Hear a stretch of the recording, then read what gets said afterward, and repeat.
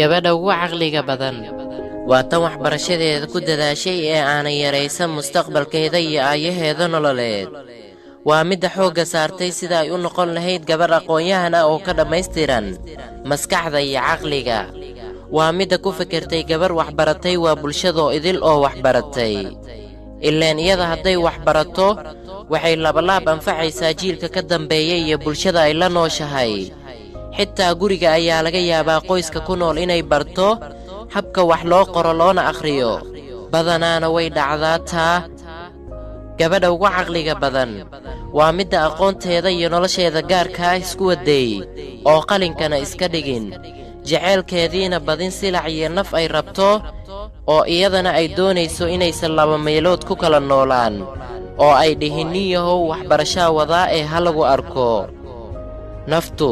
naftu waxay leedahay dareen gaar u ah iyo rabitaan shakhsiyadeed. adigoo waxbaranayo ayaa laga yaabaa mararka qaar inaad u baahatid lamaane, ilaan waxa kugu xidhiira waa dareene. gabadha xalaasha dooratay misena mustaqbalkeeda dambena iloowin ayaa ah midda ugu caqliga badan. waxbarashadaada waad wadan kartaa waana guursan kartaa, carruurna waad dhali kartaa. caqligaada iyo maskaxdaada iyo qalbigaadana ma wada siinaysid ninka aad maanta aad jeceshahay ee shalay uun aad baratay. jeclow, guurso, balse ogow inuu bani'aadan yahay.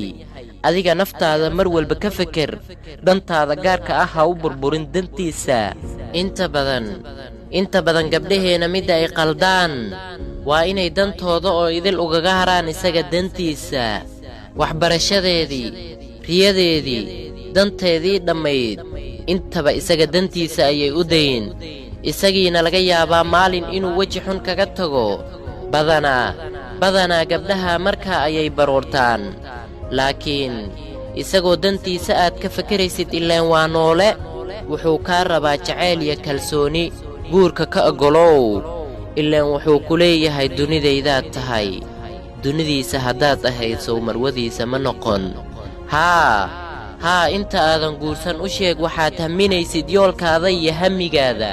ninka wuxuu qiimeeyaa kana baqaa oo waxyaabaha qaar ugaga fududaanaynin gabadha uu og yahay hamigeeda, riyadeeda iyo qaab fikirkeeda.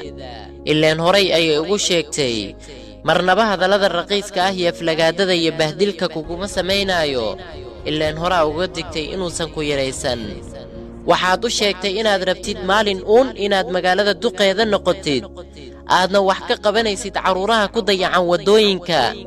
ma jiro nin ku dhiiran kara inuu bahdilo, xumeeyo, dhaqan saqajaanimo leh kula kaco gabar hami leh oo riyo leh.